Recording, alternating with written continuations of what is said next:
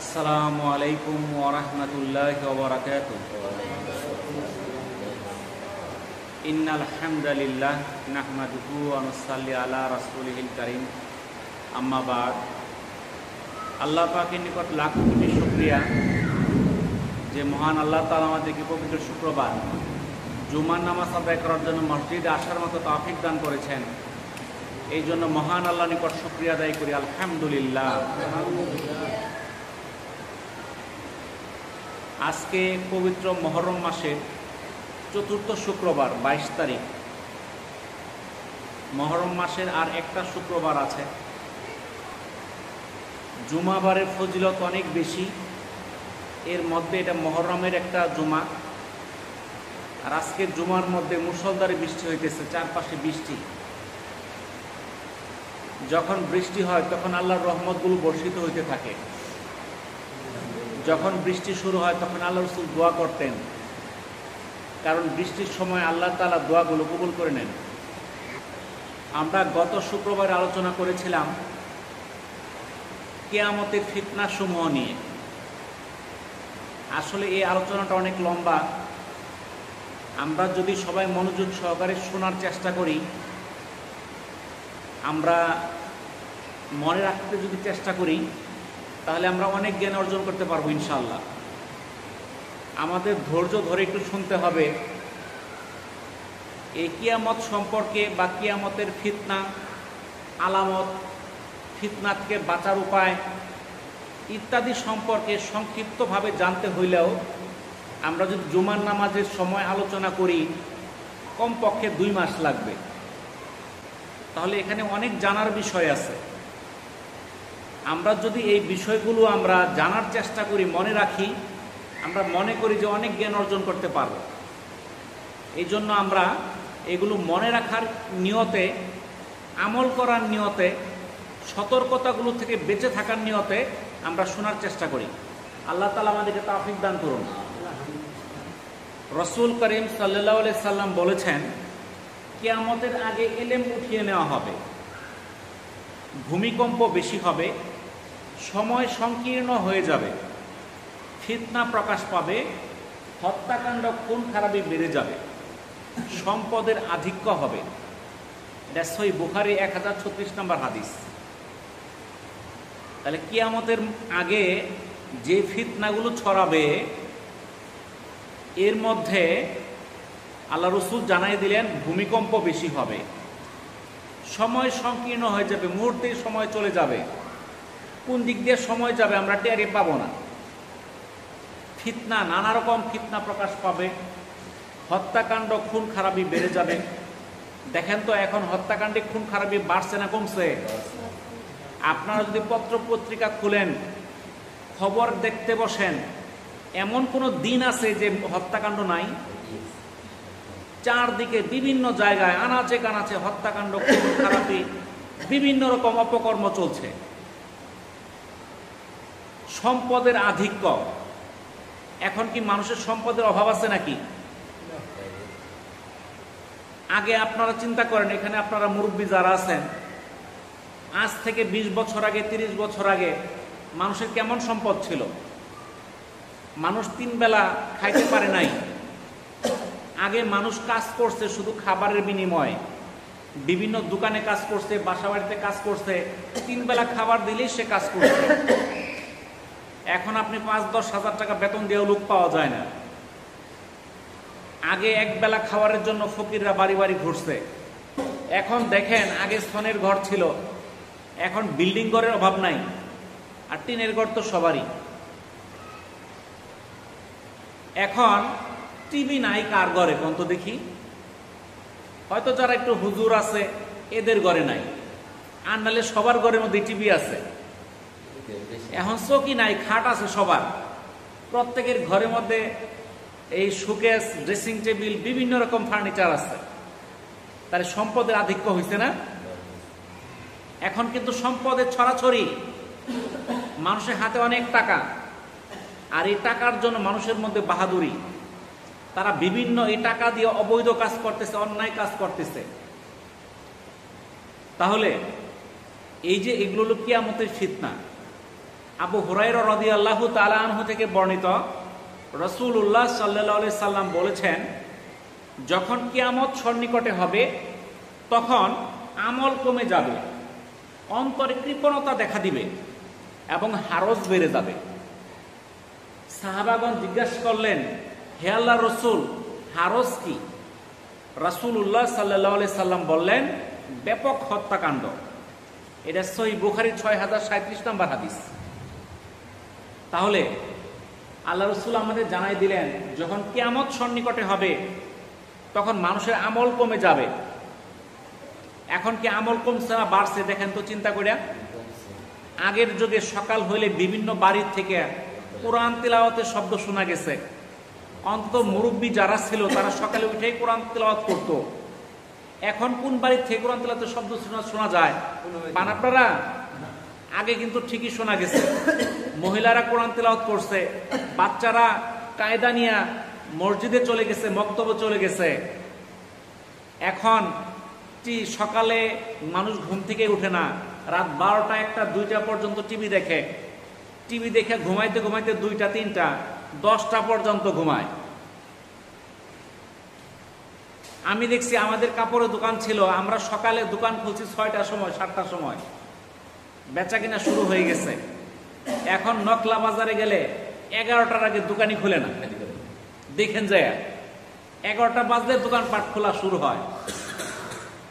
কারণ ওই যে বললাম, টিভি মোবাইল এগুলো দেখতে দেখতে রাত 1টা 2টা বাজে, ঘুমাইতে ঘুমাইতে 2টা 3টা, সকাল থেকে উঠে 10টা 11টার সময়।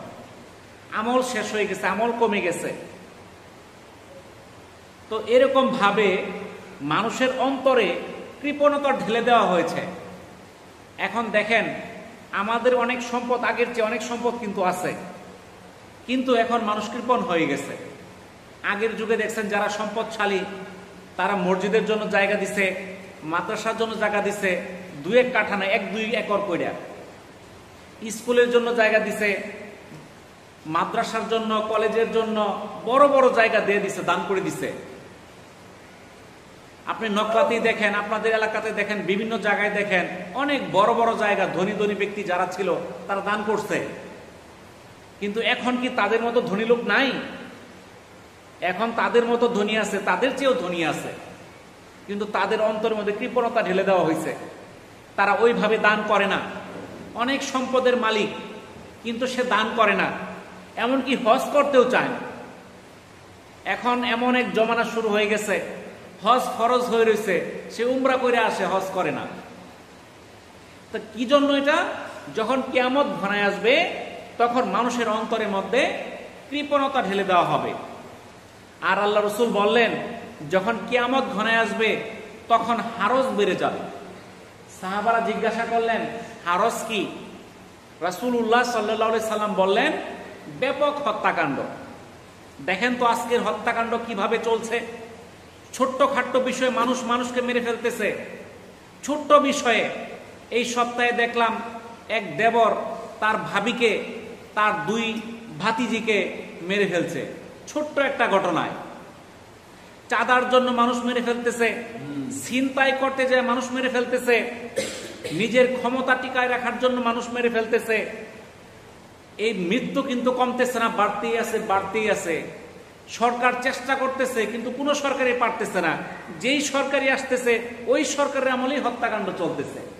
বন্ধ হয়েছে? এটা হলো কিয়ামতের একটা লক্ষণ। কিয়ামত যখন ঘনায় আসবে হারজ বেড়ে যাবে। এই হত্যাকাণ্ড বন্ধ করার একমাত্র উপায় হলো ন্যায় বিচার, কিসাস। আমাদের প্রচলিত যে বিচার ব্যবস্থা, এই বিচার ব্যবস্থায় হত্যাকাণ্ড কমবে না।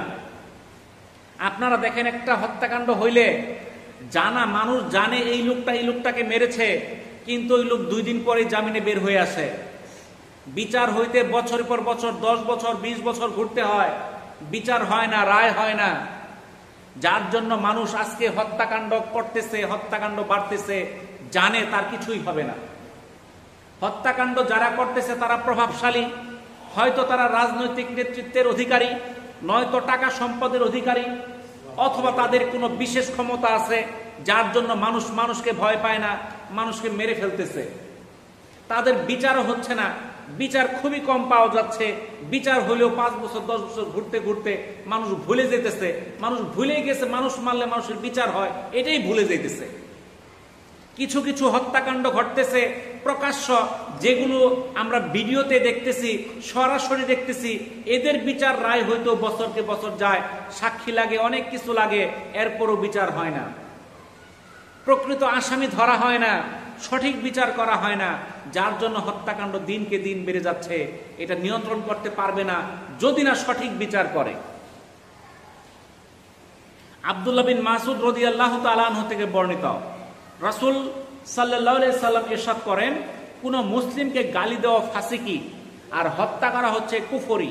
এটা বুখারীর 6044 নম্বর হাদিস। আজকে আমরা বিভিন্ন মানুষকে গালি দিয়ে ফেলি, এই গালি দেওয়া হচ্ছে ফাসিকি, এটা আল্লাহ রাসূলের কথা। আর মানুষকে হত্যা করা হচ্ছে কুফরি, হত্যা করলে সে কুফরের মধ্যে প্রবেশ করলো। আব্দুল্লাহ ইবনে মাসউদ রাদিয়াল্লাহু তাআলা আনহু থেকে বর্ণিত, রাসূল করিম সাল্লাল্লাহু আলাইহি সাল্লাম ইরশাদ করেন, কিয়ামতের দিবসে মানুষের মাঝে সর্বপ্রথম রক্তপাতের ফায়সালা হবে। যেই ফায়সালাগুলো হবে এর মধ্যে সবার আগে ফায়সালা হবে কোনটা? রক্তপাত, মানে হত্যাকাণ্ড। এটা সহিহ বুখারীর 6864 নম্বর হাদিস। যারা আজকে মানুষকে মেরে ফেলতেছে তাদেরকে জানার বিষয়, বুঝার বিষয়, তাদেরকে খেয়াল রাখতে হবে। হয়তো দুনিয়ার বিচারে সে ফাঁক পায়ে যাইতেছে, হইতে পারে দুনিয়ায় সে বিচার থেকে মুক্তি পেয়ে যাবে, কিন্তু আখিরাতে কিন্তু তার বিচার সবার আগে হবে, তার সেই হত্যার বিচার সবার আগে হবে। সাবধান থাকতে হবে। আবু সাঈদ আল খুদরি এবং আবু হুরায়রা রাদিয়াল্লাহু তাআলা আনহু থেকে বর্ণিত, রাসূলুল্লাহ সাল্লাল্লাহু আলাইহি সাল্লাম বলেন, যদি আকাশমণ্ডলী এবং জমিনের সকল অধিবাসীরা সম্মিলিতভাবে একজন মুমিনকে হত্যা করে, তাহলে আল্লাহ তাআলা সকলকে জাহান্নামে নিক্ষেপ করবেন। এটা তিরমিজির 1398 নম্বর হাদিস। আমরা দেখি যে আজকালকে বিভিন্ন পত্র পত্রিকায় দেখতেছি, খবরে দেখতেছি, একটা মানুষকে হত্যা করার জন্য 50টা মানুষ, 100টা মানুষের ভূমিকা আছে। কেউ একটা চর মারছে, কেউ একটা থাপ্পড় মারছে, এরকম করে একটা মানুষের উপর 10 জন 20 জন 50 জনে নির্যাতন করছে, অত্যাচার করছে, এক সময় ওই ব্যক্তিটা মারা গেছে।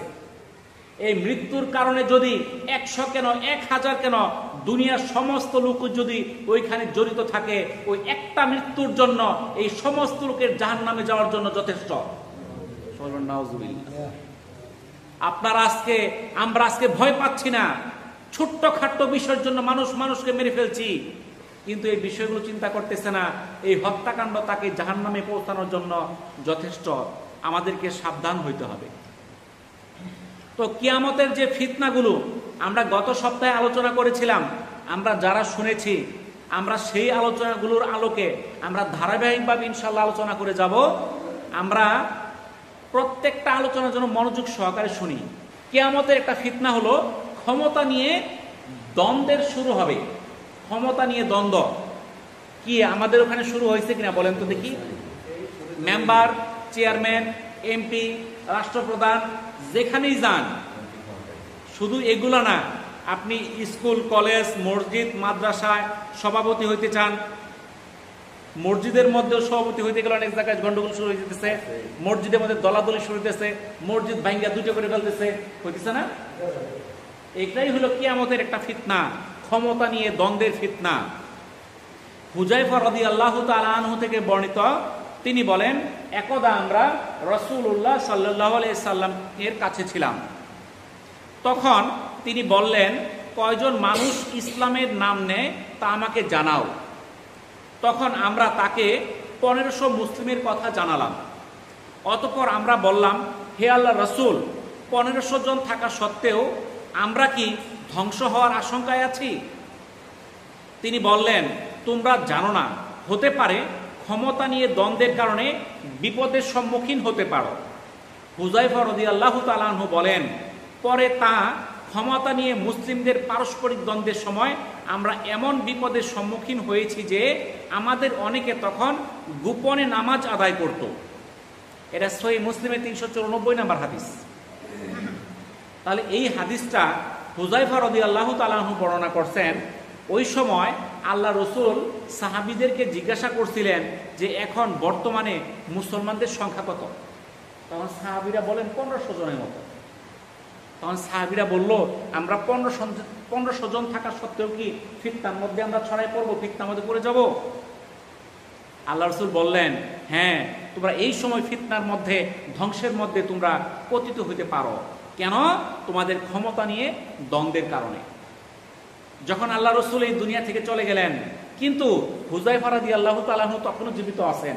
ওনার জীবদ্দশায় দেখলেন এই ক্ষমতার দ্বন্দ্ব নিয়ে এমন একটা অবস্থা হইল, তাদের লুকায় নামাজ পড়তে হইতো সাহাবীদের জমানাতেই। তাহলে কত একটা কোন্দল সৃষ্টি হয়ে গেছে এই ক্ষমতার জন্য। আজকালকে আমরা দেখতেছি না, ক্ষমতার জন্য মানুষে মানুষে বিভেদ। আমরা সবাই মুসলমান, আমাদের মুসলমানদের মধ্যে ভাগ হয়ে গেছে, কেউ এই দল, কেউ ওই দল, দলের কোনো শেষ নাই, শত শত দল। এক দল আরেক দলকে দেখতে পারে না, এক দল আরেক দলের কথা শুনতে পারে না, এক দলের কর্মী আরেক দলের কর্মীকে দেখতে পারে না। একজন নিরাপরাধ মানুষ আরেক দল করে, এই জন্য তার মাথার মধ্যে বাড়ি মারতেছে, তাকে আঘাত করতেছে, চিন্তাও করতেছে না ওই ভাইটা মুসলমান। আউফ ইবনে মালিক রাদিয়াল্লাহু তাআলা আনহু থেকে বর্ণিত, রাসূলুল্লাহ সাল্লাল্লাহু আলাইহি সাল্লাম বলেছেন, আমার উম্মত 70-এর অধিক দলে বিভক্ত হবে। তোর মধ্যে সবচেয়ে পথভ্রষ্ট হবে তারা যারা নিজেদের যুক্তির আলোকে সিদ্ধান্ত গ্রহণ করে। আমাদের মধ্যে কিছু কিছু লোক আছে, এরা যুক্তি দিয়ে সিদ্ধান্ত নেয়। এরা বলে হাদিসে এটা বলছে, এটা যুক্তিতে হইলে আমি মানবো, নাহলে মানবো না। বলেন নাউজুবিল্লাহ। ওরা হলো নাস্তিক। যারা নাস্তিক তারা যুক্তির আলোকে চলে, তারা হাদিস এবং কোরআনকে অন্তর দিয়ে বিশ্বাস করে না। তারা যুক্তিতে খাটলে মানে, না খাটলে মানে না। এতে তারা হারামকে হালাল এবং হালালকে হারাম বলে প্রচার করে। তারা কি বলে? তারা হালালকে হারাম, হারামকে হালাল বলে প্রচার করে। এটা মুস্তাদরাকে হাকিমের 6325 নম্বর হাদিস। কালকে আজকালকে কিন্তু এরকম একটা দল শুরু হয়ে গেছে। তারা যুক্তির আলোকে ধর্মকে বিচার করে। তারা হালাল হারাম যুক্তির আলোকে বলে, হাদিস কোরআনের আলোকে তারা বলে না। মুয়াবিয়া ইবনে আবু সুফিয়ান রাদিয়াল্লাহু তাআলা আনহুর সাথে আবু আমির আব্দুল্লাহ ইবনে লুহাই রহিমাহুল্লাহ থেকে বর্ণিত, একদা আমরা মুয়াবিয়া ইবনে আবু সুফিয়ান রাদিয়াল্লাহু তাআলা আনহুর সাথে হজে গেলাম। তখন মক্কায় প্রবেশের পর ইহুদি ও খ্রিস্টানরা 72 দলে বিভক্ত হয়েছিল, আর এই উম্মত 73 দলে বিভক্ত হবে। একটি দল ছাড়া তাদের বাকি দলগুলোর ঠিকানা হবে জাহান্নাম। আর সেই মুক্তিপ্রাপ্ত দল হচ্ছে জামাত। আর এই উম্মতে এমন এক লোক আত্মপ্রকাশ করবে যাদের রক্ত মাংসে প্রবৃত্তির অনুসরণ সেইভাবে প্রবেশ করবে যেভাবে কুকুরে কামড়ালে লোকের দেহে জলাতঙ্ক ঢুকে পড়ে। মানুষের মধ্যে প্রবৃত্তির অনুসরণ এমনভাবে প্রবেশ করবে যেভাবে কুকুরে কামড়ালে জলাতঙ্ক ধরে যায়, মানুষ পাগল হয়ে যায়, উন্মত্ত হয়ে যায়। এরকম মানুষের প্রবৃত্তি নিজের চরিতার্থ হাসিল করার জন্য তার পাগলা কুকুরের মতো হয়ে যাবে। এতে সে রূপ তার প্রতিটি গ্রন্থি এবং শিরায় মিশে যাবে। মুয়াবিয়া রাদিয়াল্লাহু তাআলা আনহু বলেন, আল্লাহর কসম, হে আরব সম্প্রদায়, তোমরা যদি তোমাদের নবীর কথার উপর প্রতিষ্ঠিত না থাকো, তাহলে অন্যান্য সম্প্রদায়ের লোকেরা তাতে প্রতিষ্ঠিত না থাকার চেষ্টা তোমাদের চেয়ে আরো বেশি করবে। এটা মুসনাদে আহমদের 16979 নম্বর হাদিস। মুয়াবিয়া রাদিয়াল্লাহু তাআলা আনহু শেষে বলে দিলেন, আল্লাহর কসম, হে আরব সম্প্রদায়, তোমরা যদি তোমাদের নবীর কথার উপর প্রতিষ্ঠিত না থাকো, তাহলে অন্যান্য সম্প্রদায়ের লোকেরা তাতে প্রতিষ্ঠিত না থাকার চেষ্টা তোমাদের চেয়ে আরো বেশি করবে। তাহলে আরব জাতিকে সাবধান করে আল্লাহ রাসূল বলতেছেন, হে আরব জাতি, তোমরা কি করো? আল্লাহ রাসূলের দ্বীনের উপর, আল্লাহ রাসূলের কথার উপর, কাজের উপর তোমরা প্রতিষ্ঠিত থাকো। আর যদি প্রতিষ্ঠিত না হও, তাহলে যারা ইহুদি নাসারা অমুসলিম আছে তারা এইটাকে পদদলিত করার জন্য তোমাদের চেয়ে বেশি চেষ্টা করবে। আজকালকে দেখেন মুসলিম দেশগুলোতে, আরব দেশগুলোতে বিভিন্ন হাদিস এবং কোরআনের বিরুদ্ধে বিভিন্ন কাজকর্ম হচ্ছে। তাদের ইচ্ছা অনুযায়ী কাজ করার কারণে আজকে ইহুদি নাসারা তারা আরো সুযোগ পায়ে গেছে। সেই কাজগুলো আমাদের মধ্যে আরো ব্যাপক হারে তারা ছড়াই দিতেছে।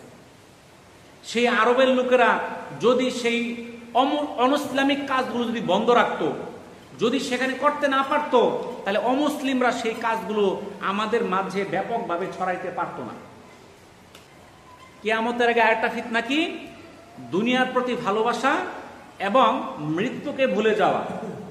আজকে দেখেন আমরা দুনিয়ার মহব্বতে এতই ব্যস্ত হয়ে পড়ছি, আমাদের যে মরতে হবে এটা আমরা ভুলে গেছি। আমাদের মনে হচ্ছে আমরা মরবো না, আমরা কিয়ামত পর্যন্ত বেঁচে থাকবো। আমরা সম্পদের নেশায় এমনভাবে আমরা জড়াই পড়ছি, সম্পদটা সেটা অর্জন করা আমার জন্য হালাল না হারাম আমরা দেখতেছি না। আমরা অপরের হক নষ্ট করতেছি, আমরা বিভিন্ন অপকর্মে জড়াই পড়ছি। এই দুনিয়াকে আমরা এমন মনে করতেছি যেন এই দুনিয়াটাই আমাদের চিরস্থায়ী, আখিরাত নেই, এমন আমাদের মনোভাব। সাওবান রাদিয়াল্লাহু তাআলা আনহু থেকে বর্ণিত, তিনি বলেন রাসূলুল্লাহ সাল্লাল্লাহু আলাইহি সাল্লাম বলেছেন, অচিরেই তোমাদের বিরুদ্ধে চতুর্দিক থেকে বিভিন্ন জাতি ঐক্যবদ্ধ হবে। যেমনভাবে খাওয়ার জন্য বিভিন্ন লোক একটি দস্তরখানে একত্রিত হয়। প্রশ্ন করা হলো, হে আল্লাহ রসুল, তখন আমাদের সংখ্যার স্বল্পতার কারণে কি এমনটি হবে? তখন রাসূলুল্লাহ সাল্লাল্লাহু আলাইহি সাল্লাম বললেন, না, বরং সেদিন তোমাদের সংখ্যা অনেক বেশি হবে, আর তোমরা হবে সমুদ্রের ফেনার মতো বেশি। আল্লাহ তাআলা তোমাদের শত্রুদের মন থেকে তোমাদের প্রভাব উঠিয়ে নেবেন এবং তিনি তোমাদের অন্তরে উহন ঢুকিয়ে দিবেন। তখন এক ব্যক্তি জিজ্ঞাসা করলো, হে আল্লাহ রসুল, উহন কি? রাসূলুল্লাহ সাল্লাল্লাহু আলাইহি সাল্লাম বললেন, দুনিয়ার প্রতি ভালোবাসা এবং মৃত্যুকে অপছন্দ করা। এটা সুনানে আবু দাউদের 4299 নম্বর হাদিস। তাহলে এই হাদিসটায় আল্লাহ রসুল আমাদের কি জানাইলেন? আমাদেরকে জানাইলেন এমন সময় তোমাদের কাছে আসবে যখন তোমাদেরকে অমুসলিমরা চারদিক থেকে ঐক্যবদ্ধ হয়ে ধরবে। কিভাবে ধরবে? আমরা যখন খাবার খাওয়ার জন্য সবাই যখন একত্রিত হই, দেখেন আপনারা বিভিন্ন দাওয়াতের মধ্যে, অনুষ্ঠানের মধ্যে যখন দাওয়াত দেয়, আমরা সবাই একসাথে খাইতে যাই, আমরা খাওয়ার চারদিকে সবাই কি আগায় যাই। এরকম ভাবে মুসলমানদেরকে চারদিক থেকে ধরবে বিভিন্ন জাতিরা, ইহুদি নাসারা যত অমুসলিম আছে সবাই ধরবে, তাদেরকে ধ্বংস করার চেষ্টা করবে, তাদের উপর অত্যাচার করবে, নির্যাতন করবে, ইসলামকে ধ্বংস করার পায় তারা করবে। আল্লাহ রসুলকে তখন সাহাবীরা বললেন, তখন কি মুসলিমের সংখ্যা কমে যাবে? আল্লাহ রসুল বললেন, না, তখন মুসলিমের সংখ্যা অনেক থাকবে, সাগরের ফেনার মতো মুসলিম থাকবে। কারণ সাগরের ফেনা অনেক, হিসাব করে শেষ করা যায় না। আজকে বিশ্বের মধ্যে মুসলমানের সংখ্যা প্রায় সর্বোচ্চ, আমাদের চেয়ে একটু বেশি আছে খ্রিস্টান। ধারণা করা হচ্ছে আগামী 20 বছরের মধ্যেই মুসলমানদের সংখ্যা পৃথিবীর মধ্যে সবচেয়ে বেশি হয়ে যাবে। কিন্তু এরপরেও মুসলমানদেরকে মানুষ, ইহুদিরা নাসারা অমুসলিমরা ভয় পাবে না। আল্লাহ রসুল বললেন, কেন ভয় পাবে না? কারণ মুসলমানদের মধ্যে উহন ঢুকে যাবে। সাহাবীরা জিজ্ঞাসা করলেন, ইয়া রাসূলুল্লাহ, উহন কি? আল্লাহ রসুল বললেন, দুনিয়ার প্রতি ভালোবাসা এবং মৃত্যুকে অপছন্দ করা। মুসলমানরা দুনিয়ার প্রতি ভালোবাসা আকর্ষিত হয়ে যাবে, দুনিয়ার লালসায় তারা লিপ্ত হয়ে যাবে, তারা আখিরাতের চিন্তা করবে না, তারা মৃত্যুকে দেখে ভয় পাবে। তারা চিন্তা করবে, আমি যদি আজকে ইহুদি নাসারাদের বিরুদ্ধে কথা বলি, আমার মৃত্যু হইতে পারে, আমাকে হত্যা করতে পারে, আমার জেল জুলুম হইতে পারে। আজকে দেখেন বিভিন্ন জায়গায় এই মিম্বর থেকে সঠিক কথা বলতে পারতেছে না, তাদের উপর অনেক চাপ আসছে। গত সপ্তাহে এক আলেমের উপর চাপাতি দিয়ে আঘাত করছে, শুনছেন আপনারা, তাই না? তো এরকম ভাবে বিভিন্ন জায়গায়, এটা আমাদের বাংলাদেশের কথা বলতেছি না আমরা, এটা সারা বিশ্বেই দশা। এমনকি আমাদের দেশে অনেক কিছু বলা যায়, কিন্তু অনেক মুসলিম দেশ আছে আপনি কিছুই বলতে পারবেন না সরকার নির্দেশ ছাড়া। বুঝতে পারছেন? আমাদের দেশে আমরা প্রকাশ্যে আমরা ওয়াজ করতে পারি, নসিহত করতে পারি। সারা বিশ্বের কয়টা দেশ আছে ওয়াজ নসিহত করা যায় মুক্ত জায়গায়? আপনি যাই দেখেন, সৌদি আরব, কুয়েত, কাতার, বিশ্বের মুসলিম দেশ, আপনি প্রকাশ্য ওয়াজ নসিহত করতে পারবেন না। খোলা ময়দানে যে আপনি বয়ান করবেন তা পারবেন না। আপনি ইচ্ছা হলে যা খুশি বয়ান করতে পারবেন না। আপনি হক কথা ইচ্ছা করলেই বলতে পারবেন না, বললে আপনার উপর জেল জুলুম অত্যাচার শুরু হয়ে যাবে। তাহলে কিসের জন্য আমরা হক কথা বলা বন্ধ করছি, আমাদের মৃত্যুর প্রতি ভয় এসে গেছে। আমরা হক কথা এখন বলি না, বললে আমার উপর অত্যাচার হবে, নির্যাতন হবে, আমার মৃত্যুর সম্ভাবনা আছে। তাহলে এই সকল কারণগুলো থেকে আমরা যদি বাঁচতে চাই তাহলে আমাদের দ্বীনের উপর চলতে হবে। আমরা এই এই দুনিয়া প্রীতি এবং এই মৃত্যুর ভীতি সেটা থেকে আমাদের এড়াই আসতে হবে। আজকে দেখেন মধ্যপ্রাচ্যের যে দেশগুলো, তাদের অনেক শক্তি, সম্পদ, সামর্থ্য থাকা সত্ত্বেও তারা ইহুদি নাসারাদের বিরুদ্ধে কিছু বলে না, ইসরায়েলের বিরুদ্ধে কিছু বলে না, গাজার মুসলিমদের পক্ষ নিয়ে কিছু বলে না। কিন্তু ইয়ামেন বলে। কেন বলে? তারা মৃত্যুকে ভয় করে না, তারা মৃত্যুকে মনে করে যে আমাদের পরপারে জান্নাতে যাওয়ার সুযোগ। তাদের মৃত্যুটা তারা মনে করে জান্নাতে যাওয়ার পথ। আর আমরা মৃত্যুকে ভয় করার কারণে আমরা ইসলামের বিরুদ্ধে কথা বললে আমরা প্রতিবাদ করি না, আমরা ইসলামের পক্ষে কথা বলার সাহস পাই না, আমরা ভয় পায় ঘরের মধ্যে লুকায় থাকি। এগুলো হচ্ছে কিয়ামতের ফিতনা। এই ফিতনাগুলো আজ চারদিকে ছড়ায় পড়ছে। এই ফিতনা থেকে বাঁচতে চাইলে আমাদের কিছু আমল করতে হবে। এই ফিতনা থেকে আমাদের বাঁচতে হবে। এই ফিতনাগুলো আমাদের সবাইকে চারদিকে জড়ায় ধরছে, আঁকড়ায় ধরছে। প্রত্যেকটা মুসলমানকে ফিতনায় আঁকড়ায় ধরছে। আমাদের এই ফিতনা থেকে বাঁচতে হবে। তো কিভাবে বাঁচবো তা আমাদের জানার দরকার আছে, নাকি বলেন? জানার দরকার আছে না? আমার কি ফিতনা ধরে নাই কি আমাদের আগে যে ফিতনাগুলা? তাহলে কি বাঁচার দরকার আছে? তো বাঁচতে হলে আমাদের কি করতে হবে? 1 নাম্বার, নবী করিম সাল্লাল্লাহু আলাইহি সাল্লাম এবং তার সাহাবীদের পথকে আঁকড়ে ধরতে হবে। ইরবাজ ইবনে সারিয়া রাদিয়াল্লাহু তাআলা আনহু থেকে বর্ণিত, রাসূলুল্লাহ সাল্লাল্লাহু আলাইহি সাল্লাম বলেছেন, আল্লাহকে ভয় করা এবং শাসকের কথা শোনা এবং তার আনুগত্য করাই তোমাদের কর্তব্য, যদিও তিনি কোনো হাফসি গোলাম হন। আমার পর তোমরা প্রচন্ড বিরোধ দেখতে পাবে, তখন তোমাদের দায়িত্ব হবে আমার পথ এবং হেদায়েতপ্রাপ্ত খুলাফায়ে রাশিদিনদের পথকে আঁকড়ে ধরা। এই পথকে তোমরা মারির দাঁত দিয়ে আঁকড়ে ধরবে, আর তোমরা নব্য আবিষ্কৃত বিষয়সমূহ থেকে দূরে থাকবে, কারণ নব্য আবিষ্কৃত সকল বিষয় পথভ্রষ্টতা। এটা সুনানে আবু দাউদের 4609 নম্বর হাদিস। তাহলে এই ফিতনা থেকে বাঁচতে চাইলে আমাদের 1 নাম্বার করণীয় কাজ, আল্লাহর রাসূল এবং তার সুপথপ্রাপ্ত খোলাফায়ে রাশিদিনদের যে পথ, সেই পথকে আঁকড়ে ধরা। আমরা সেই পথকে আঁকড়ে ধরছি কিনা আমরা চিন্তা করে ধরি। আমরা কার পথকে আঁকড়ে ধরছি এটাও চিন্তা করে ধরি, দেখি। ফিতনার সময় আমাদেরকে ধৈর্য ধারণ করতে হবে। যখন চারদিকে ফিতনা শুরু হয়ে যাবে আমাদেরকে ধৈর্য ধরতে হবে। মিকদাদ ইবনে আসওয়াদ রাদিয়াল্লাহু তাআলা আনহু থেকে বর্ণিত, তিনি বলেন, আল্লাহর শপথ, আমি রাসূলুল্লাহ সাল্লাল্লাহু আলাইহি সাল্লামকে বলতে শুনেছি যে নিশ্চয় ভাগ্যবান সেই ব্যক্তি যে ফিতনা সমূহ থেকে রক্ষা পেয়েছে। তিনি এই বাক্যটি 3 বার বলেন। অতঃপর বলেন, সৌভাগ্যবান সেই ব্যক্তি যাকে ফিতনা আক্রান্ত করেছে কিন্তু ধৈর্যের আঁচল হাতছাড়া করেনি। এটা সুনানে আবু দাউদের 4265 নম্বর হাদিস। যখন চারদিকে ফিতনা শুরু হয়ে যাবে তখন আমরা ধৈর্য ধরে রাখতে পারবো না। তখন আমাদের চেষ্টা করতে হবে ধৈর্যগুলো ধরে রাখার জন্য। যারা ধৈর্য ধরে রাখবে তারাই সফল কাম। আমাদের অত্যন্ত ধৈর্য সহকারে চলতে হবে, কারণ আমরা যে কোনো ভালো কাজ করতে যাব এর মধ্যে আমাদের ফিতনা চলে আসবে, এর মধ্যে ফাসাদ জড়ায় আসবে, এর মধ্যে ঝামেলা শুরু হয়ে যাবে। আমাদের ধৈর্যের মধ্যে থাকতে হবে। মসজিদে নামাজ পড়তে আসবেন, এখানে ঝগড়া শুরু হয়ে যাবে। আপনি ভালো কাজ করতে যাবেন, ওইখানে ঝগড়া শুরু হয়ে যাবে। আপনার ধৈর্য করতে হবে। আপনাকে মানুষ বিভিন্ন ভালো কাজ করবেন, আপনাকে মানুষ মন্তব্য করবে, এই তো জঙ্গি হয়ে গেছে, এইটা হয়ে গেছে, সেটা হয়ে গেছে। আপনাকে মানুষ বিভিন্ন গালমন্দ করবে। আপনার ধৈর্য ধারণ করতে হবে। যখন ফিতনা চারদিকে ছড়ায় পড়বে, পরবর্তী কাজ হচ্ছে আমাদেরকে বেশি বেশি নেক আমল করতে হবে। হুযায়ফা রাদিয়াল্লাহু তাআলা আনহু থেকে বর্ণিত, তিনি বলেন, একদা আমরা ওমর রাদিয়াল্লাহু তাআলা আনহুর নিকট বসা ছিলাম। তখন তিনি বললেন, তোমাদের মধ্যে কোন ব্যক্তি নবী করিম সাল্লাল্লাহু আলাইহি সাল্লাম থেকে ফিতনা সম্পর্কে কোনো কথা মনে রেখেছ? তিনি বললেন, কোনো ব্যক্তি তার পরিবার পরিজন, ধন সম্পদ, সন্তান সন্ততি এবং প্রতিবেশীর মাঝে যে ফিতনায় পতিত হয় তার কাফফারা হলো সালাত, সাদাকা, ভালো কাজের আদেশ ও মন্দ কাজের নিষেধ। এটা সহিহ বুখারীর 525 নম্বর হাদিস।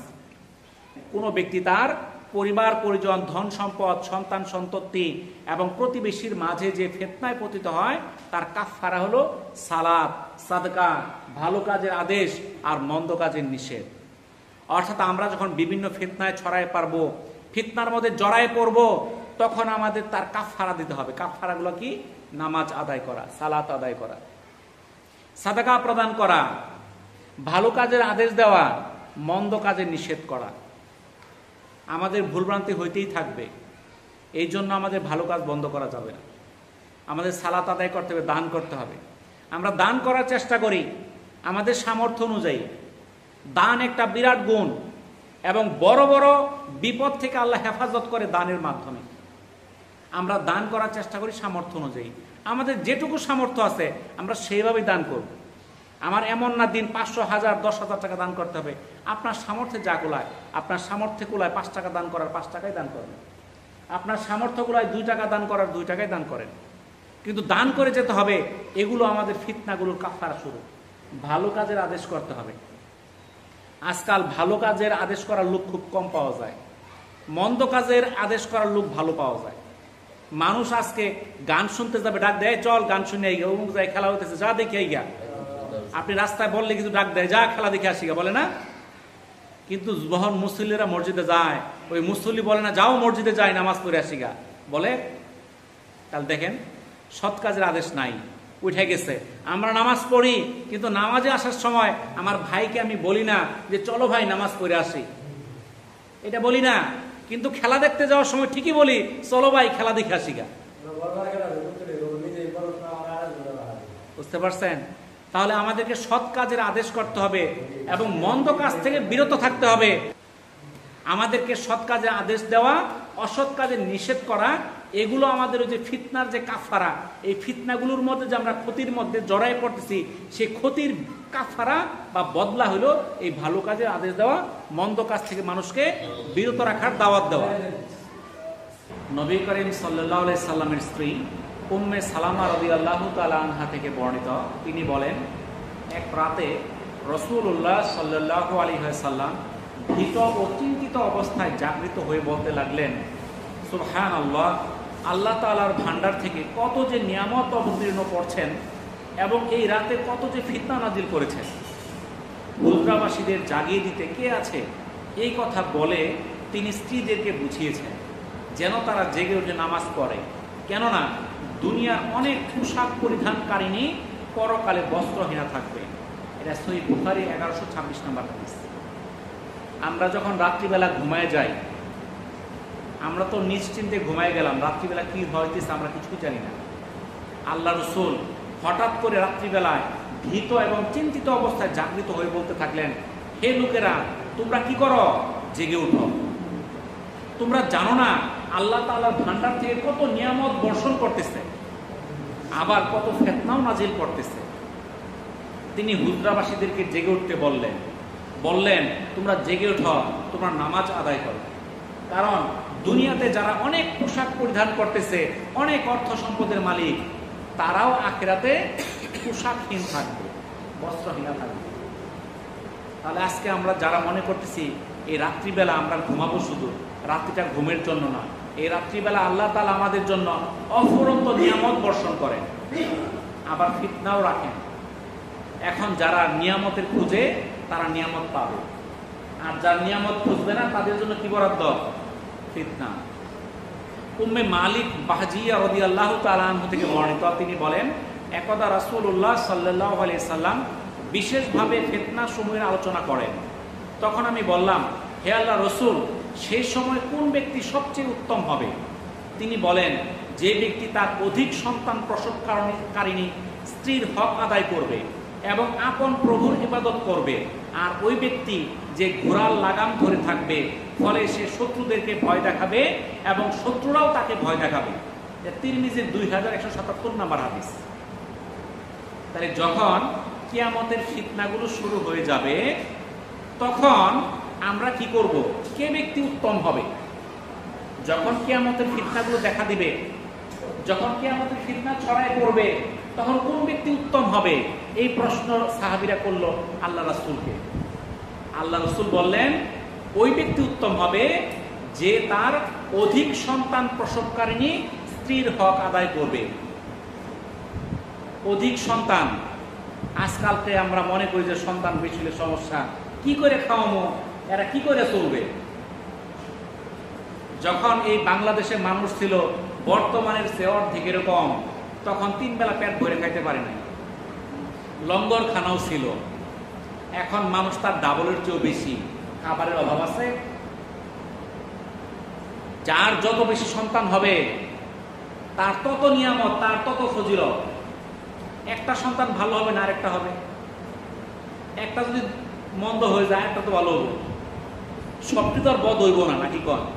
একজন তো তার পিতা মাতা মারা গেলে আল্লাহর কাছে কান্নাকাটি করবো, কারণ সন্তানই একটা, এটা নামাজ রোজা কিছুই করে না। তো বাপ মরলে মা মরলে কি করব? ওই তো হাত তুলতেই জানে না কিভাবে দোয়াটা করতে হয়। তাহলে আমরা এই জিনিসটা ভুলে যাই যে একটা সন্তান 2টা সন্তান, এই কথা ভুলে যাই। বুঝতে পারছেন? আপনারা সন্তান এটা চিন্তা করেন না যে আমার সন্তান বেশি হইলে আমার রিজিকের অভাব হয়ে যাবে। সন্তান একটা নিয়ামত। সারা বিশ্বের মধ্যে যেই সকল দেশগুলায় মানুষ বেশি, সেই দেশগুলায় আজকে শক্তিশালী। যাদের মানুষ নাই, শক্তিও নাই, ক্ষমতাও নাই, টাকা আছে, প্রযুক্তি আছে, ক্ষমতা নাই, শক্তি নাই। দেখেন বিশ্বের মধ্যে প্রযুক্তির দিক থেকে সবচেয়ে আগায় ছিল কারা? জাপান। জাপানের যে পণ্যগুলো, এদের মতো আপগ্রেডেড অত্যাধুনিক ভালো মানের পণ্য কেউ তৈরি করতে পারে না। তাদের জনসংখ্যা নাই, খুব কম লোক, তারা বিশ্বে কোনো কর্তৃত্ব ক্ষমতা দেখাইতে পারে না। কারা ক্ষমতা দেখায়? চীন, রাশিয়া, আমেরিকা, ইন্ডিয়া। কেন? তাদের জনসংখ্যা বেশি। আজকে দেখেন চায়নার জনসংখ্যা 100 কোটির উপরে, প্রায় 150 কোটি। তাদের ক্ষমতা কিরকম? ইন্ডিয়াতে লোক সংখ্যা 100 কোটির উপরে, তাদের ক্ষমতা বেশি। রাশিয়ার জনসংখ্যা বেশি, আমেরিকার জনসংখ্যা বেশি। তাহলে মানুষের সংখ্যা যে দেশে বেশি, তাদের ক্ষমতা বেশি, তাদের শক্তি বেশি, তাদের সকল কিছুই বেশি। তাহলে তারাই উত্তম যারা এই যে অধিক সন্তান প্রসবকারিণী স্ত্রীর হক আদায় করে এবং ঘোড়ার লাগাম ধরে থাকে এবং শত্রুদেরকে ভয় দেখায় এবং শত্রু তাকে ভয় দেখায়। এখন ঘোড়া নাই, এখন অস্ত্র শস্ত্র, বিমান, যুদ্ধ বিমান, কামান, হেলিকপ্টার, বিভিন্ন যুদ্ধাস্ত্র, এগুলো নিয়ে রেডি থাকে। এগুলো নিয়ে শত্রুকে ভয় দেখায়, শত্রুকে তাকে ভয় দেখায়, তারাই হলো উত্তম। আজকে আমাদেরকে শত্রু ভয় পায় না, আমিও শত্রুকে ভয় দেখাই না, তাহলে আমি উত্তম না। আজকে দেখে ইরান কি তারা অস্ত্র নিয়ে বসে আছে না? তাদেরকে দেখে কি ইহুদি নাসারা ভয় পাইতেছে না? আতঙ্কিত না? আবার ইরানও আতঙ্কিত, কোন সময় না আমার উপরে আক্রমণ করে। কারণ আমরা বলি তারা তো শিয়া, তারা এইটা, তারা ওইটা। ঠিক আছে, শিয়া, ইরানের সবই শিয়া না। শিয়া ইরান ছাড়াও আরো দেশ আছে, ইরাকও শিয়া প্রধান, বাহরাইন, এরকম বিভিন্ন দেশে শিয়া আছে। ইরানের সবই শিয়া না। আর শিয়ারা যে সবাই কাফির, এটা বলার ক্ষমতা, যোগ্যতা আপনার আমার নাই। তারা কাফির না মুসলমান আল্লাহ তাআলাই ভালো জানে। কিন্তু আল্লাহ রসুল বলে দিলেন তারাই উত্তম যারা এই যে ঘোড়ার লাগাম ধরে থাকবে আর ইহুদি নাসারা তাদেরকে ভয় দেখাবে এবং তাকেও ভয় দেখাবে, তারাই হচ্ছে উত্তম। তাহলে আমাদের সেই দিকে আমরা প্রস্তুত হইতে হবে যেন আমাদেরকে দেখা ইহুদি নাসারা ভয় পায়। তাহলে বুঝতে পারবো আমরা উত্তমের মধ্যে আছি। নিজেকে আমরা সংশোধনের প্রতি বেশি গুরুত্ব দিতে হবে। আজকালকে দেখা যায় আমরা নিজেকে সংশোধন করতে চাই না, আমরা শুধু অপরের দোষ ধরি, অপরকে সংশোধন করার চেষ্টা করি, কিন্তু নিজের যে সংশোধন হওয়ার দরকার আছে এই চিন্তা আমরা করি না। আব্দুল্লাহ ইবনে আমর রাদিয়াল্লাহু তাআলা আনহু থেকে বর্ণিত, একদা নবী করিম সাল্লাল্লাহু আলাইহি সাল্লাম আমাকে বললেন, তুমি তখন কি করবে যখন মানুষের মধ্যে কেবল খারাপ লোকগুলোই অবশিষ্ট থাকবে? বর্ণনাকারী বলেন, আমি বললাম, হে আল্লাহর রাসূল, বিষয়টি কিরূপ? অর্থাৎ যখন তোমাদের মধ্যে শুধু খারাপ লোকগুলোই অবশিষ্ট থাকবে, তখন অঙ্গীকার করা হবে, রক্ষা করা হবে না, আমানত করা হবে, রক্ষা করা হবে না, আর তারা অনুরূপ হবে। এই বলে বর্ণনাকারী ইউনুস রহিমাহুল্লাহ তার আঙ্গুলগুলো জড়া করে বর্ণনা করে দেখালেন। আব্দুল্লাহ ইবনে আমর রাদিয়াল্লাহু তাআলা আনহু বললেন, আমি বললাম, হে আল্লাহর রাসূল, এমন সময় আপনি আমাদেরকে কি করতে পরামর্শ দেন? যখন কিয়ামতের ফিতনা ছড়ায় যাবে, ভালো লোকগুলো থাকবে না, শুধু নিকৃষ্ট মন্দ লোকগুলায় মানুষ দেশ ভরে যাবে, অঙ্গীকার করবে, অঙ্গীকার রক্ষা করবে না, আমানতকারী আমানত রক্ষা করবে না। তখন আমরা কি করব? তখন রাসূলুল্লাহ সাল্লাল্লাহু আলাইহি সাল্লাম বলেন, এই সময় তুমি আল্লাহকে ভয় করো, তুমি যা জানো তা আঁকড়ে ধরবে, এবং যা তুমি পছন্দ করো, যা তুমি অপছন্দ করো তা ছেড়ে দিবে। আর এই সময় তোমার উপর আবশ্যক হচ্ছে তুমি কেবল নিজের বিষয়গুলোকে আঁকড়ে ধরবে এবং অন্যান্য মানুষের বিষয়গুলোকে ছেড়ে দিবে এবং নিজের দিনের উপর চলার চেষ্টা করবে। এটা মুসনাদে আহমদের 6508 নম্বর হাদিস। যখন এই দুনিয়ার মধ্যে মন্দ লোকের সংখ্যা বেড়ে যাবে, নিকৃষ্ট লোকের সংখ্যা বেড়ে যাবে, অঙ্গীকার রক্ষা করা হবে না, আমানত রক্ষা করা হবে না, তখন আমাদের কি করতে হবে? আল্লাহ রাসূল নির্দেশ দিলেন, তখন তোমরা আল্লাহকে ভয় করো, তুমি যা জানো তা আঁকড়ে ধরো, যা অপছন্দ করো তা ছেড়ে দাও, আর তুমি নিজের বিষয়গুলো ধরে রাখো, অপরের বিষয় নিয়ে মাথা ঘামানোর চিন্তা করার দরকার নাই, নিজের দিনের উপর চলার চেষ্টা করো, আল্লাহকে ভয় করেন, ভালো কাজ করেন, নিজে নেক আমলগুলো করেন এবং দিনের উপর থাকার চেষ্টা করেন। যখন ফিতনাগুলো চারদিকে ছড়ায় পড়বে, তখন দুনিয়ার ঝামেলা বেশি না জড়িয়ে মুক্তির পথ খুঁজতে হবে আমাদেরকে। যখন দেখবো আমরা দুনিয়ার মধ্যে ফিতনার ছড়াছড়ি, তখন আমরা কি করব? মুক্তির পথ খুঁজবো। আবু হুরায়রা রাদিয়াল্লাহু তাআলা আনহু থেকে বর্ণিত, রাসূলুল্লাহ সাল্লাল্লাহু আলাইহি সাল্লাম বলেছেন, শীঘ্রই এমন এক ফিতনা দেখা দিবে যখন উপবিষ্ট ব্যক্তি দাঁড়ানো ব্যক্তি থেকে, দাঁড়ানো ব্যক্তি চলমান ব্যক্তি থেকে, আর চলমান ব্যক্তি দ্রুতগামী ব্যক্তি থেকে উত্তম হবে। যে ব্যক্তি ফিতনায় লিপ্ত হবে, সে ফিতনা তাকে ধ্বংস করে দিবে। সুতরাং যে ব্যক্তি যে সময় কোনো আশ্রয়স্থল পাবে, সে যেন এর দ্বারা নিজেকে রক্ষা করে।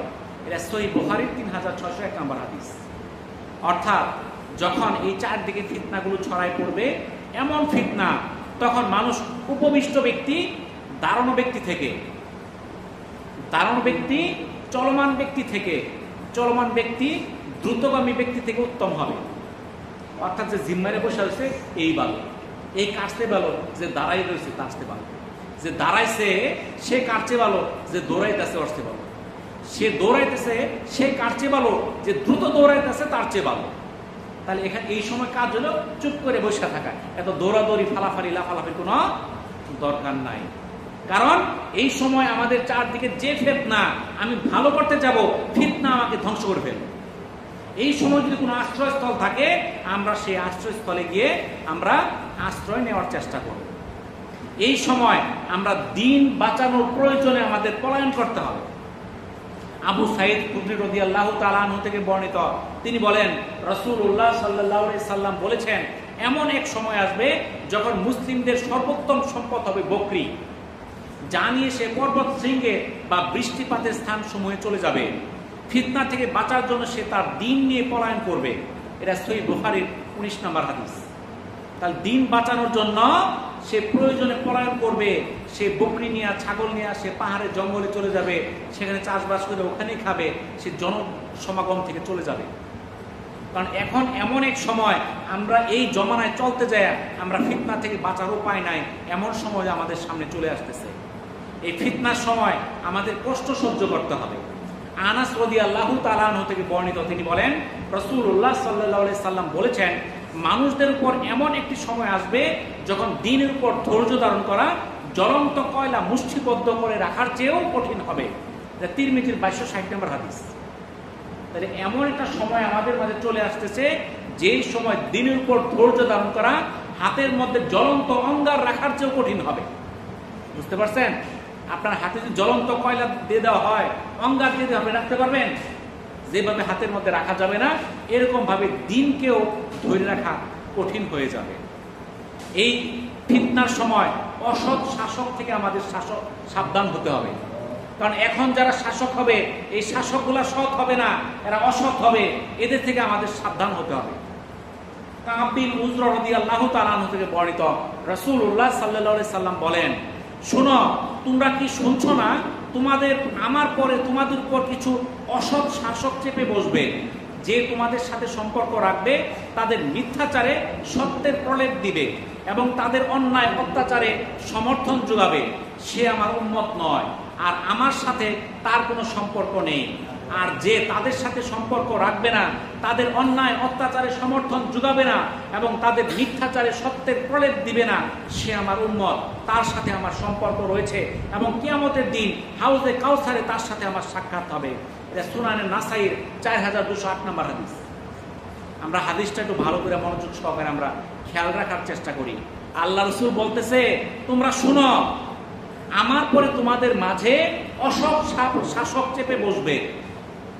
যারা যারা তাদের সাথে সম্পর্ক রাখবে, তাদের মিথ্যাচারে সত্যের প্রলেপ দিবে, তাদের অন্যায় কাজগুলোর মধ্যে সমর্থন যোগাবে, তারা আমার উম্মত নয়, তাদের সাথে আমার কোনো সম্পর্ক নাই। আর যারা তাদের সাথে সম্পর্ক রাখবে না, তাদের অন্যায় অত্যাচারে সমর্থন যোগাবে না, সত্যের উপর মিথ্যার প্রলেপ দিবে না, তারাই হচ্ছে আমার উম্মত, তাদের সঙ্গে আমার সম্পর্ক রয়েছে। আর তাদের সাথে দেখা হবে কিয়ামতের দিন হাউজে কাউসারের সামনে। তাহলে আমরা কি হাউজে কাউসারে আল্লাহ রাসূলের সঙ্গে সাক্ষাৎ করতে চাই? যদি করতে চাই, কোনো অসৎ শাসকের সঙ্গে সম্পর্ক রাখার দরকার নাই। তাদের সঙ্গে মিথ্যাচারে, তাদের মিথ্যাচারিতায়, অসৎ কাজে আমার সহযোগিতা করার দরকার নাই। বাধা দেওয়ার ক্ষমতা নাই, বুঝলাম, আমরা ভীরু, আমরা বাধা দেওয়ার ক্ষমতা নাই, কিন্তু আমরা যেন তাদের অসৎ কাজে আমরা সহযোগিতা না করি, এটা সাবধান থাকি আমরা। তো এই যে আমরা আলোচনাগুলো করতেছি, এটা হলো কিয়ামত সম্পর্কে আলোচনা। আমরা গত সপ্তাহে আলোচনা করেছিলাম, আজকে কিয়ামতের ফিতনাগুলো থেকে বাঁচার যে উপায়গুলো, এগুলো শুরু করছি। ইনশাল্লাহ পরবর্তী সপ্তাহে আবার আলোচনা হবে। এই কিয়ামত সম্পর্কে আমরা বিস্তারিত আলোচনা করতে প্রায় 2 মাসের মতো লাগবে। 2 মাস মানে জুমা যদি আলোচনা করি, তাহলে আমাদের প্রত্যেকটা জুমায় আলোচনা শুনতে হবে। তাহলে আমরা আগে আলোচনা কি শুনছি, পরে আলোচনায় মনে রাখা যাবে নাকি গণ? তাহলে আসতে হবে কয়টার সময়? আজান দেওয়ার সাথে সাথে। আমি যদি কিয়ামত তো আমাদের সন্নিকটে, আমরা কিয়ামতের একদম সামনের মুহূর্তে আছি। কোন দিন হবে জানি না, কিন্তু কিয়ামত কিন্তু খুবই সন্নিকটে। এই কিয়ামতের ফিতনাগুলো কিন্তু সরে গেছে। হয়তো কিয়ামত দেরি আছে, কিন্তু ফিতনাগুলো কিন্তু আইসা গেছে, আমাদেরকে ধরতেছে। তাহলে আমরা সেটা থেকে বাঁচার জন্য এটা জানা দরকার। অতএব এই আলোচনাগুলো আমরা শোনার চেষ্টা করব এবং এই সকল আলোচনা থেকে আমরা কিয়ামতের ফিতনা থেকে বাঁচার চেষ্টা করব। আল্লাহ তাআলা আমাদেরকে আমল করার তৌফিক দান করুন। ওয়া আখিরু দাওয়ানা আনিল হামদুলিল্লাহি রাব্বিল আলামিন। আসসালামু আলাইকুম ওয়া রাহমাতুল্লাহি ওয়া বারাকাতুহু।